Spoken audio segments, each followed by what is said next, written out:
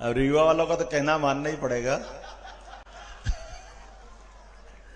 हमारे लिए सौभाग्य की बात है, यशस्वी राष्ट्रीय अध्यक्ष जिनके नेतृत्व में दुनिया की सबसे बड़ी पार्टी होने का सम्मान गौरव मिला। अभिनंदन करें जोरदार ताली बजा के राष्ट्रीय अध्यक्ष माननीय नड्डा जी का। कई दायित्वों का निर्वहन कर चुके सफलता के साथ माननीय नड्डा जी हमारे बीच आज रीवा की इस धरती पर सफेद शेरों के इस क्षेत्र के अंदर मैं आपका स्वागत करता हूं, अभिनंदन करता हूं। और दो कारण से और इस आनंद का हमारा अपना उत्साह बढ़ जाएगा। आपकी ससुराल भी जबलपुर में है, हमारे अपने मध्य प्रदेश के दामाद आप भी हैं। जोरदार तालियां बजाएं माननीय नड्डा जी के लिए। हमारे दो रिश्ते हैं, उनसे हुए हैं एक तरह से। हमारे राष्ट्रीय अध्यक्ष भी है, हमारे प्रदेश के दामाद भी है। और आपके नेतृत्व में, आपके कुशल नेतृत्व में, और खास करके पिछली सरकारें भी जो बनी, हमारी मध्य प्रदेश की सरकार, छत्तीसगढ़ की सरकार, राजस्थान की सरकार, ये सब आपके माननीय मोदी जी के, माननीय अमित शाह जी के, सबके कुशल नेतृत्व के कारण।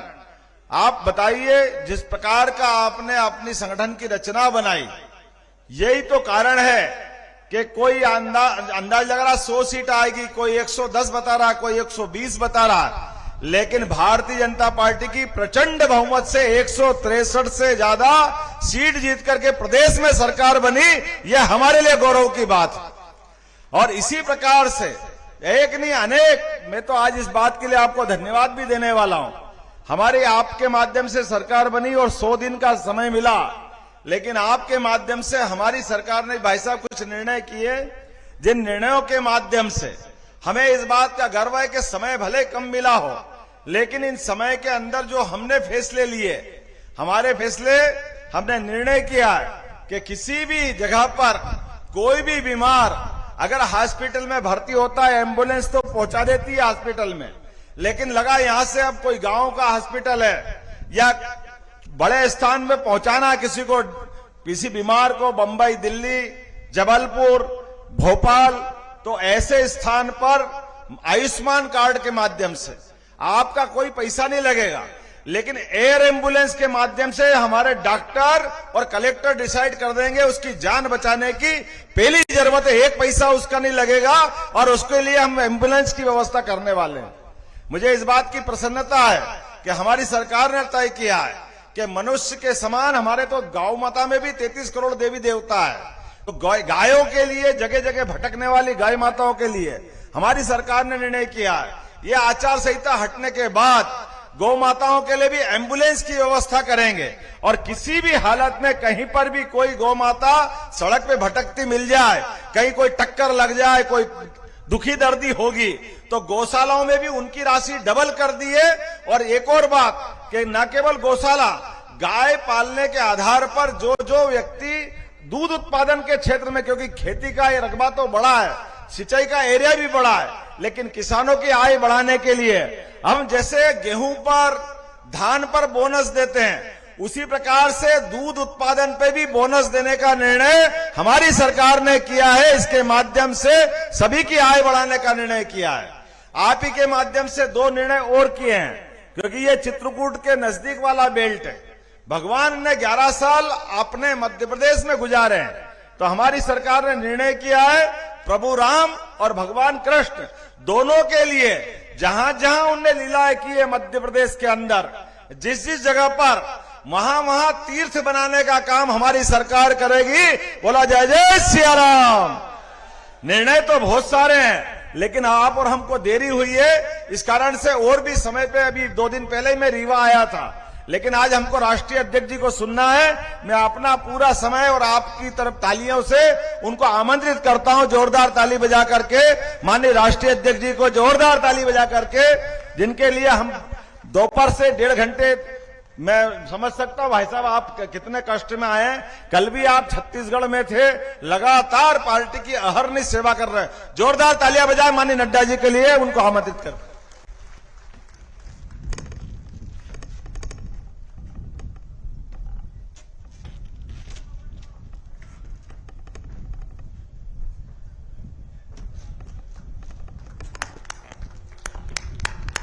बोलिए भारत माता की, भारत माता की, भारत माता की। आज के इस चुनावी सभा में मंच पर उपस्थित हमारे मध्य प्रदेश के यशस्वी मुख्यमंत्री, हमारे वरिष्ठ नेता डॉक्टर मोहन यादव जी, हमारे प्रदेश के अध्यक्ष, जुझारू अध्यक्ष श्री विष्णुदत्त शर्मा जी, हमारे उप मुख्यमंत्री राजेंद्र शुक्ला जी, हमारे बहुत ही वरिष्ठ नेता और मध्य प्रदेश सरकार में मंत्री प्रहलाद पटेल जी, हम सबके बहुत ही लोकप्रिय प्रत्याशी और संसद में मेरे वरिष्ठ साथी श्री जनार्दन मिश्र जी, श्री रणवीर सिंह रावत जी प्रदेश के महामंत्री, शशांक श्रीवास्तव जी जिला के प्रभारी, हमारे जिला के अध्यक्ष अजय सिंह जी, राजेंद्र मिश्र जी जिला के अध्यक्ष मऊगंज के, मंच पर विराजमान सम्मानित मंच, सभी वरिष्ठ नेतागण और यहां इतनी बड़ी संख्या में एकत्र आए देवी और सज्जनों और मेरे युवा साथी और मीडिया के मेरे साथी, प्रिंट मीडिया और इलेक्ट्रॉनिक मीडिया के साथी, सबसे पहले तो आज हनुमान जयंती के अवसर पर आप सबको मेरी ओर से हनुमान जयंती की बहुत बहुत शुभकामनाएं और ओम हनुमंते नमः के शब्दों से मैं अपनी बात प्रारंभ करता हूं। आज जब मैं यहां आया हूं तो रानी तालाब की मां कालिका को भी मैं नमन करता हूं और रीवा के ऐतिहासिक धरती से मां वृंदावासिनी जी को भी मैं नमन करता हूं और उनका आशीर्वाद लेकर के अपनी बात को प्रारंभ करता हूं। मैं आप लोगों की हिम्मत की भी दाद देता हूं कि आप सब लोग लगभग 12 बजे से इस गर्मी में डटे हुए हैं और आप सब लोगों ने इस कार्यक्रम में आने की शिरकत की। इसके लिए जहां आपका मैं धन्यवाद करता हूं, वहां आपके डटे रहने की भी मैं बहुत बहुत आपको साधुवाद देता हूं। मित्रों, चुनाव की बेला है। आपने देखा होगा कि चुनाव में आप सब लोग अपना मन बनाते हैं कि आपका मत किसको देना है, लेकिन मैं जब यहां पर आया तो जो मैंने उत्साह देखा, उमंग देखा, आप लोगों में चुनाव के प्रति जो मैं प्रतिबद्धता देख रहा हूं और आपकी जो तालियों की गड़गड़ाहट मैं सुन रहा हूं, वह मुझे आश्वस्त कर रही है कि आपने जनार्दन मिश्रा जी को फिर से लोकसभा में भेजने का मन बना लिया है। ये जो उत्साह है आपका, इसके कई बहुत कारण भी हैं, क्योंकि आप लोगों ने मन स्पष्ट कर लिया है कि जनार्दन जी के मिश्र जी के माध्यम से फिर से तीसरी बार मोदी जी को प्रधानमंत्री बनाना है। इसलिए यह चुनाव सिर्फ जनार्दन मिश्र जी का नहीं है, यह चुनाव हमारे प्रधानमंत्री मोदी जी को तिबारा प्रधानमंत्री बनाने का भी चुनाव है और आपके लिए आने वाले समय में विकसित भारत के संकल्प का भी चुनाव है। इसको भी हमको याद रखना चाहिए। मित्रों, मैं बार बार इस बात को कहता हूं कि हम बड़े सौभाग्यशाली हैं कि हम ऐसी पार्टी के सदस्य हैं जो दुनिया की सबसे बड़ी पार्टी तो है ही, लेकिन दुनिया में नाम और ख्याति जिनकी है, ऐसे हमारे यशस्वी प्रधानमंत्री हमारी पार्टी का नेतृत्व कर रहे हैं। और जब मैं ये कहता हूं तो आपको ये बताना चाहता हूं कि उनके नेतृत्व में 10 साल में भारत की राजनीति का चाल, चरित्र, परिभाषा, संस्कृति, काम करने का तरीका सब बदल गया, सब बदल गया। 10 साल पहले क्या राजनीति होती थी?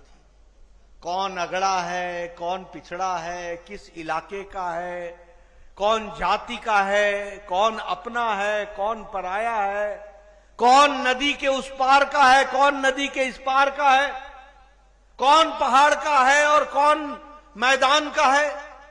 ऐसे भेदों पर हम चुनाव को ले जाते थे।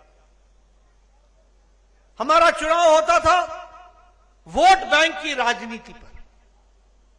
हमारा चुनाव होता था किस समुदाय को हमने आगे बढ़ाना है, इस पर हम चुनाव करते थे। लेकिन 10 साल का अंतर यह आया कि आज चुनाव मोदी जी के नेतृत्व में विकासवाद का चुनाव हो गया। विकासवाद का चुनाव हो गया, विकास ही उद्देश्य बन गया और विकास के नाम पर ही चुनाव होने लगा। अभी हमारे जनार्दन मिश्रा जी बोल रहे थे, बाद में मोहन यादव जी ने बोला, सबने क्या किया? अपना रिपोर्ट कार्ड रखा। आपने कांग्रेस के जमाने में किसी नेता को रिपोर्ट कार्ड रखते हुए देखा है क्या? जरा जोर से बोलो भैया, देखा है क्या? कभी देखा? कभी आपने देखा कि कांग्रेस पार्टी ने कोई वायदा किया उसको पूरा किया उन्होंने? हर चुनाव में लोभ लुभावने, वायदे करने और हर चुनाव के बाद वायदे को भुला देना, यह कांग्रेस की रीति नीति थी। मुझे याद है, मैं मोहन जी आपको बताना चाहूंगा, बचपन में मेरे यहां जब चुनाव होता था तो कांग्रेसी नेता आते थे और कहते थे ये गांव के लिए यहां से सड़क निकलेगी, यहां से सड़क निकलेगी। और जैसे चुनाव नजदीक आता था वो चूना डालते थे, चूना लगवाते थे, ये हम डिमार्केशन कर रहे हैं, यहां से सड़क निकलेगी। सारा गांव खुश हो जाता था, वाह वाह, मंत्री जी ने बोल दिया, नेताजी ने बोल दिया, चुनाव बन गया। चुनाव समाप्त होता था, बारिश आती थी, चूना को चूना लग जाता था, हमें 5 साल का चूना लग जाता था, कोई नहीं पूछता था। मोहन जी, हमारे यहां हमारा नेता आता था, कहता था पानी आ जाएगा, और चुनाव के पहले इरिगेशन और पब्लिक हेल्थ डिपार्टमेंट के लोग पाइपें ला करके गांव के आगे फेंकवा देते थे और सारे गांव खुश हो जाता था, बस पाइप आ गया, पाइप आ गया। वोट लेते थे, वोट बटोरते थे, चुनाव समाप्त होता था, रात को ट्रक आता था, फिर से पाइपें चढ़ाता था और वापस ले जाता था। 5 साल हमको सूखा मिलता था। यह स्थिति देखिए।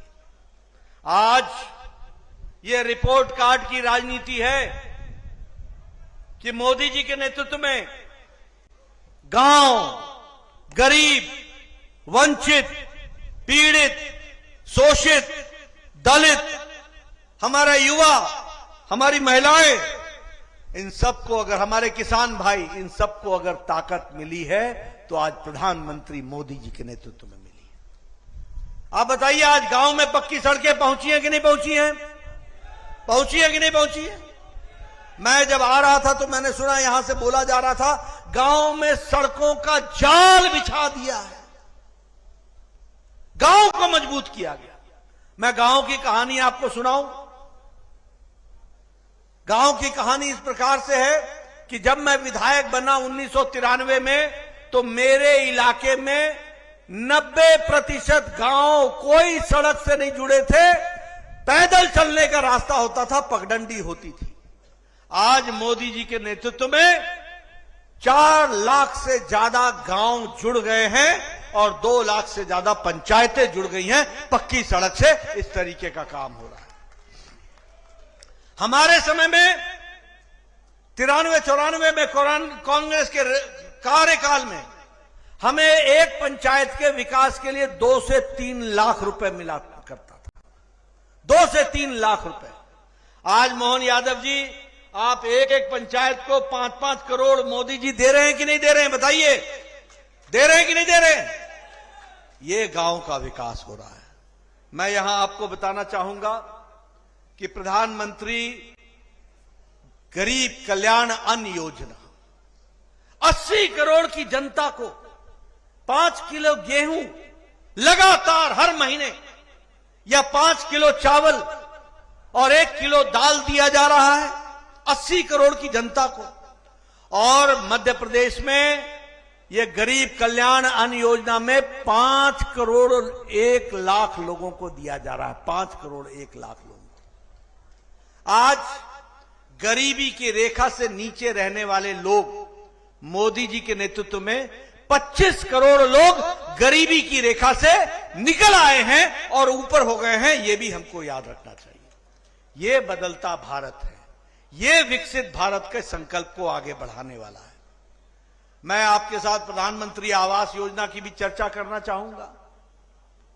मैं बार बार इसकी चर्चा करता हूं और बताता हूं अपने साथियों को, यहां बैठे हुए सब लोग लंबे समय से, प्रहलाद पटेल जी ये लंबे समय से सांसद रहे, विधायक रहे। आप पूछिए, हम लोग 1993 में मेरा बीडीओ आके मुझे बोला करता था, ब्लॉक डेवलपमेंट ऑफिसर, कि नड्डा साहब आपको इंदिरा आवास योजना में एक पंचायत में 2 घर मिले हैं, बताइए ये 2 घर किसको देने हैं।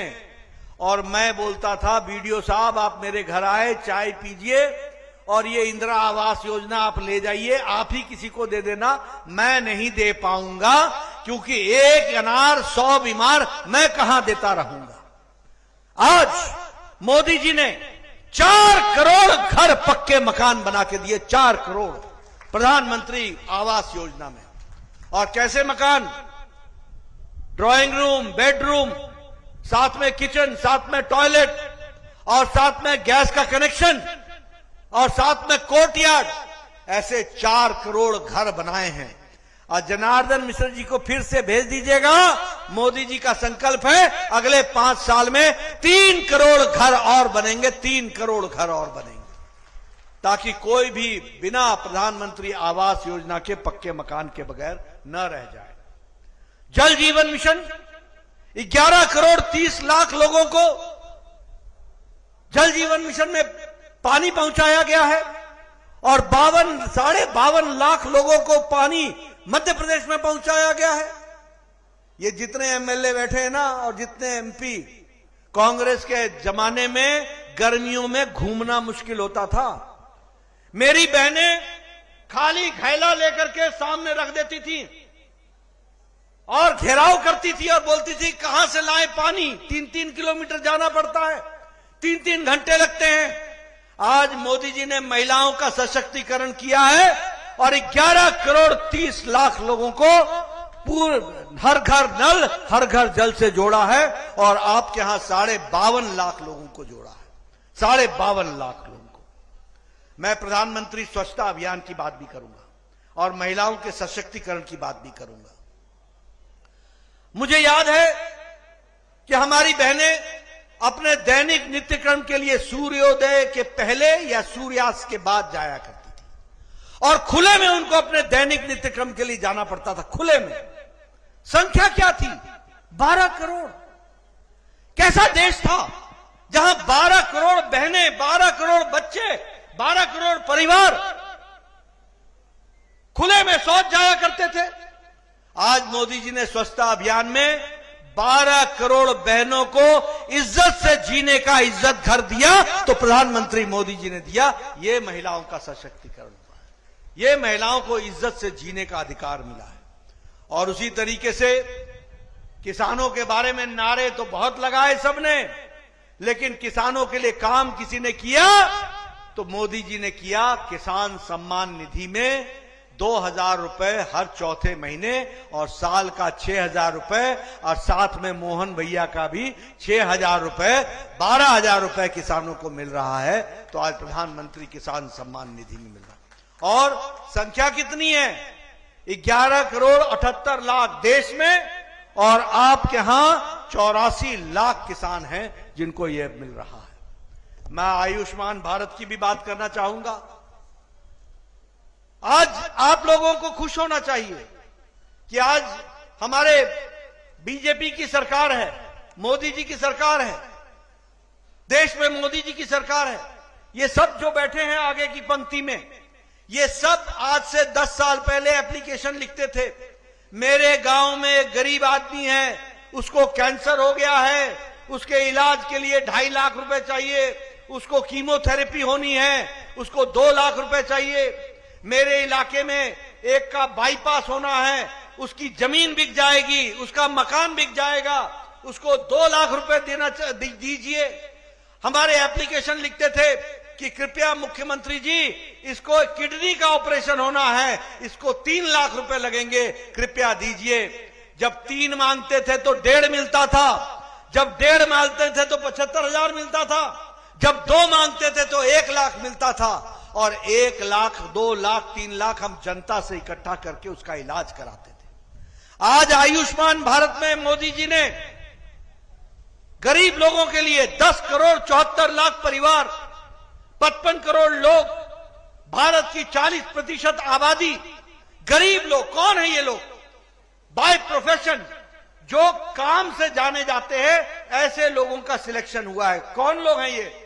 रिक्शा वाला, ठेला वाला, रेड़ी वाला, सब्जी वाला, बस का ड्राइवर, बस का क्लीनर, ट्रक का ड्राइवर, ट्रक का क्लीनर, हमारा लिफ्ट चलाने वाला लिफ्टमैन, होटल में काम करने वाला वेटर, होटल में काम करने वाला मसालची जो बर्तन धोता है, हमारा रैग पिकर जो कूड़ेदान से प्लास्टिक इकट्ठा करता है, बाल काटने वाला बार्बर, ऐसे गरीब लोगों को प्रधानमंत्री जी ने 5 लाख रुपए का हर साल गंभीर बीमारी से लड़ने के लिए आयुष्मान भारत में उनका हेल्थ कवर दिया है।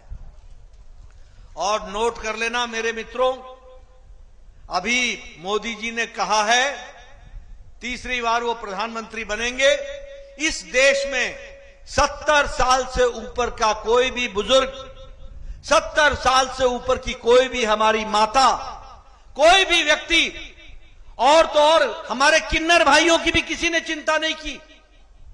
प्रधानमंत्री जी ने कहा है कि 70 साल से ऊपर का कोई भी व्यक्ति और किन्नर समाज के भी व्यक्ति को अब फिर से 5 लाख रुपए का हेल्थ कवर दिया जाएगा। 5 लाख रुपए का हेल्थ कवर दिया जाएगा। ये बदलता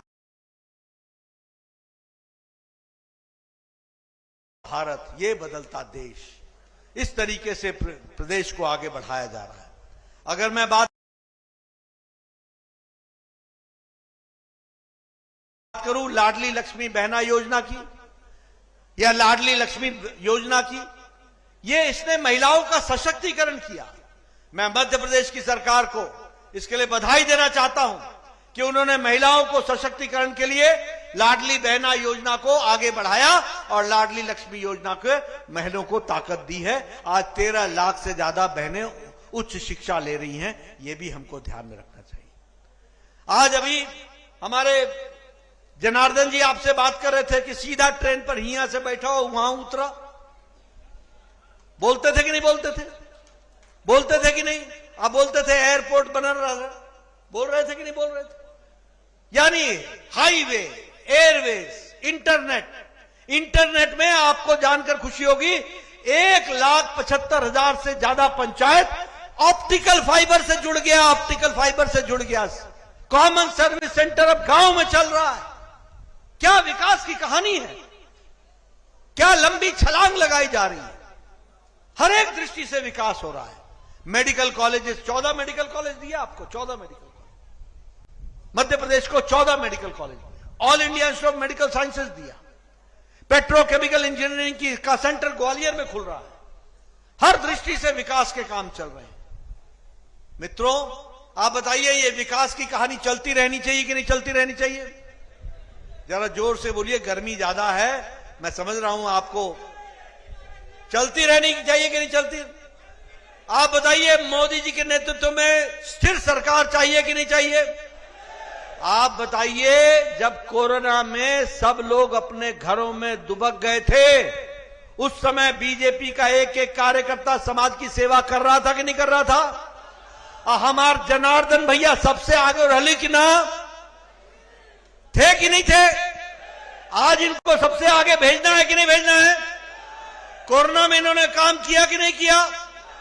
इसलिए जनार्दन भैया को भेजना है तो अपनी उंगली से कमल का बटन दबाना है, तब जाकर के जनार्दन भैया दिल्ली पहुंचेंगे। करेंगे ना? होगा ना? अब एक बात और बताना चाहता हूं, हमारे विरोध में कौन है? हमारे विरोध में वो इंडी अलायंस, घमंडिया अलायंस, वो लोग हैं जिनको आपसे कोई लेना देना नहीं है। उनको लेना देना है तो अपने परिवार से लेना देना है। सारी परिवार की पार्टियां इकट्ठी हो गई हैं। मैं, मेरा बेटा, मैं, मेरी बेटी, मैं, मेरा दामाद, इससे बाहर उनको कुछ नहीं दिख रहा है। ये कहां आपकी सेवा करने लगे? बोलो, ये लोग आपकी सेवा करेंगे क्या? करेंगे क्या? ये सब परिवार की पार्टियां हैं कि नहीं है? बोलो, फारूक अब्दुल्ला का बेटा उमर अब्दुल्ला, ये बाप बेटे को चीफ मिनिस्टर बनाने लगा है कि नहीं लगा है? आप बताइए, मुफ्ती मोहम्मद अब इस दुनिया में नहीं रहे, महबूबा को मुख्यमंत्री बनाने में लगे थे कि नहीं लगे थे? आप बताइए, सुखबीर बादल, प्रकाश सिंह बादल का बेटा, ये सब परिवार की पार्टी है कि नहीं है? चौटाला परिवार की पार्टी है कि नहीं है? ये मुलायम के बाद अखिलेश, अखिलेश के बाद डिंपल, चाचा को भी भूल गए। ये परिवार की पार्टी है कि नहीं है? आप बताइए, लालू, राबड़ी, तेजस्वी, तेज प्रताप, मीसा, अभी नई बहन भी आ गई हैं, बीमा भारत, ये परिवार की पार्टी है कि नहीं है? और ममता को भी, बुआ को भी भतीजा ही पसंद आता है, अभिषेक की नहीं। आप बताइए, ये चंद्रशेखर की पार्टी बीआरएस, भारत राज्य समिति पार्टी, केसीआर, केटीआर, कविता, दामाद, भतीजा, ये सब परिवार की पार्टी है कि नहीं है? आप बताइए, ये उदयनिधि, स्टालिन, करुणानिधि, ये परिवार की पार्टी है कि नहीं है? आप बताइए, ये शरद पवार ने अजीत पवार को छोड़ दिया, सुप्रिया सुले, परिवार की पार्टी है कि नहीं है? और उद्धव ठाकरे को भी आदित्य ही दिखता है और कोई दिखता नहीं है, परिवार की पार्टी है कि नहीं है? आप बताइए, कांग्रेस पार्टी में भी सोनिया को राहुल ही दिखता है और प्रियंका ही दिखती है, बाकी कोई दिखता ही नहीं है। झुंझुना बजाओ, सब है कि नहीं परिवार की पार्टियां? ये सब परिवार को बचाने वाली पार्टियां हैं और सब भ्रष्टाचारी पार्टियां हैं, सब भ्रष्टाचारी पार्टियां। ये मोदी जी कहते हैं कि भ्रष्टाचार हटाओ और ये कहते हैं भ्रष्टाचारियों को बचाओ। वो मोदी जी लाल किले के प्राचीर से कहते हैं कि हम भ्रष्टाचारियों को रहने नहीं देंगे और ये कहते हैं हम भ्रष्टाचारियों को बचाने में लगे रहेंगे। ये भ्रष्टाचारियों को बचा रहे हैं, इनको शर्म भी नहीं आती। रैली करते हैं तो दो दो कुर्सियां खाली रख करके जो जेल में हैं उनकी कुर्सियां रखते हैं। आप बताओ, कांग्रेस पार्टी ने कोयला घोटाला किया कि नहीं किया? आप बताइए, कांग्रेस पार्टी ने पनडुब्बी का घोटाला किया था कि नहीं किया था? आप बताइए, कांग्रेस पार्टी ने ऑगस्टा वेस्टलैंड हेलीकॉप्टर का घोटाला किया था कि नहीं किया था? आप बताइए, कांग्रेस पार्टी ने CWG का घोटाला, कॉमनवेल्थ गेम्स का घोटाला किया कि नहीं किया? 2G 3G का घोटाला किया कि नहीं किया? चीनी का घोटाला किया कि नहीं किया? चावल का घोटाला किया कि नहीं किया? कौन सा घोटाला रह गया जो नहीं किया इन्होंने? आप बताइए, अखिलेश ने लैपटॉप का घोटाला किया कि नहीं किया? आप बताइए, गोमती रिवर फ्रंट का घोटाला किया कि नहीं किया? अनाज का घोटाला किया कि नहीं किया? लालू मवेशियों का चारा खा गया था कि नहीं खा गया था? चारा घोटाला किया था कि नहीं किया था? जमीन के बदले नौकरी देने का घोटाला किया कि नहीं किया? अलकतरा खाया कि नहीं खाया? अलकतरा का घोटाला किया कि नहीं किया? अरविंद केजरीवाल ने शराब का घोटाला किया कि नहीं किया? दवाई का घोटाला किया कि नहीं किया? कौन सा घोटाला छोड़ दिया इन्होंने? आप बताइए, के कविता ने शराब का घोटाला किया कि नहीं किया? आप बताइए, टीएमसी के नेताओं ने टीचर भर्ती घोटाला किया कि नहीं किया? आप बताइए, बालू घोटाला डीएमके के मंत्रियों ने किया कि नहीं किया? ये सारे घोटालेबाज और सारे बेल पर हैं और जेल में हैं, कोई बाहर नहीं, और बाहर हैं तो बेल पर है। राहुल गांधी बेल पर, सोनिया गांधी बेल पर, पी चिदम्बरम बेल पर, कार्तिक चिदम्बरम बेल पर, लालू यादव बेल पर, आप बताइए, अरविंद केजरीवाल जेल में, सत्येंद्र जैन जेल में, मनीष सिसोदिया जेल में, आजम खान जेल में, ये कौन बचा? ये तो या तो बेल पर है या जेल में है। ऐसे लोगों को सत्ता देनी है क्या? जरा जोर से बोलो भैया, हमको दिल्ली जाना है, हम आश्वस्त होकर जाना चाहेंगे। ऐसे लोगों को सरकार में आने देना है क्या? आप बताइए, ये राम विरोधी हैं कि नहीं है? आप बताइए, इन्होंने कहा था कि नहीं कहा था कि राम काल्पनिक है? कोर्ट में एफिडेविट दिया था कि नहीं दिया था सोनिया की सरकार ने? कहा था कि नहीं कहा था कि राम का कोई साइंटिफिक आधार नहीं है, कोई वैज्ञानिक आधार नहीं है, कोई ऐतिहासिक आधार नहीं है? बोला था कि नहीं बोला था? आप बताइए, इनको राम लल्ला के मंदिर का निमंत्रण गया था कि नहीं गया था? ये नहीं आए थे कि नहीं आए थे? ये ऐसे लोगों को, ये राम विरोधियों को हम मजा चखाएंगे ना? इनको जवाब देंगे ना? आप बताइए, ये सनातन विरोधी हैं कि नहीं है? आप बताइए, सनातन विरोधी के नाम पर इन्होंने कहा कि नहीं कहा कि सनातन डेंगू है, सनातन मलेरिया जैसा है, सनातन HIV जैसा है? ऐसों को सबक सिखाना है कि नहीं सिखाना है? कांग्रेस पार्टी हमेशा हमारे आस्थाओं के साथ खिलवाड़ करती है। इसलिए आने वाले समय में इनको घर बैठाना और जनार्दन भैया के काम दिया, काम करेंगे, वो आराम करेंगे, ये आपसे मैं निवेदन करने आया हूं।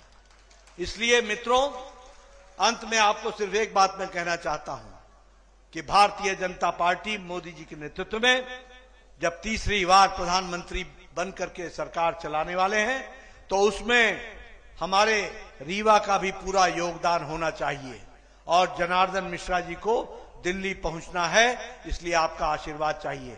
बोलिए, मिलेगा ना? फिर एक बार, फिर एक बार, फिर एक बार, अब की बार, अब की बार, अब की बार। बहुत बहुत धन्यवाद।